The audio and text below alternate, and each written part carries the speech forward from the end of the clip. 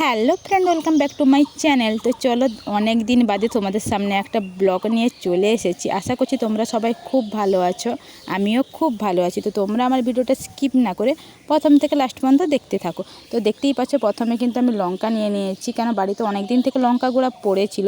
তো আমি এগুলো কী বানাবো সেটাই খুঁজে পাচ্ছিলাম। তাই লেবু আর লঙ্কার আচার কেমনভাবে বানাবো, খুব সহজভাবে, কোনো কিছু ঝামেলা না করে সহজ পদ্ধতিতে লঙ্কার আর লেবুর আচার বানিয়ে ফেললাম। তো দেখতেই পাচ্ছ, প্রথমে আমি লঙ্কাগুলোকে কেটে নিয়েছি অর্ধেকটা করে, জাস্ট মাথার দিকটা অল্প পরিমাণে কাটছি। তারপরে লেবুগুলো কেটে নিয়ে লঙ্কার মধ্যে বেশ সুন্দরভাবে লেবুর বীজগুলো বের করে দিয়ে পুরোটা লেবুর রসটা দিয়ে দিচ্ছি, জাস্ট লেবুর রসটা দিয়ে দিচ্ছি।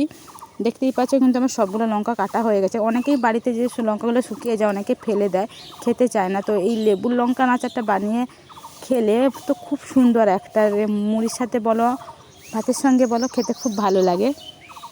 লেবু আর লঙ্কাটাকে কিন্তু আমি একসঙ্গে খুব সুন্দরভাবে মিশিয়ে নিচ্ছি। এরপরে জাস্ট সামান্য পরিমাণে সরষের তেল দিয়ে দেবো, যাতে লঙ্কাগুলো ডুবে থাকে, সেই পরিমাণে সরষের তেল দেবো। অনেকে কিন্তু তোমরা চাইলে অল্প লঙ্কাতেও বানিয়ে দেখতে পারো, দেখতেই পাচ্ছ। তারপরে আমি লেবুগুলোকে অর্ধেকটা করে, অর্ধেকের হাফটা করে কেটে নিয়ে তারপরে দিয়ে দিচ্ছি। তো চলো, খুব সুন্দর। তো এরপরে এটাকে আমি রোদে দিয়ে দেবো। 3-4 দিন পরে খেয়েছি, খুব সুন্দর একটা রেসিপি। তো খাওয়ার পর তোমাদের সঙ্গে ব্লগটা শেয়ার করলাম। তো ব্লগটা কেমন লাগছে প্লিজ তোমরা জানিও। আর যদি চ্যানেলে নতুন হয়ে থাকো প্লিজ সাবস্ক্রাইব করে দিও। ভালো থেকো, সুস্থ থেকো।